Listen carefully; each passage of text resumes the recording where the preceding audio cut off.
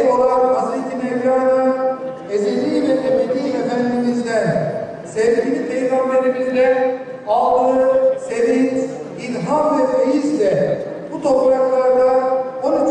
yüzyılda bir şeyler söyledi. Söylediklerini aşkla söyledi, şiirle söyledi, hikayelerle söyledi. Onun sözleri dilencinin kalbine de ulaştı, padişahın kalbine de. Onun sözleri 13.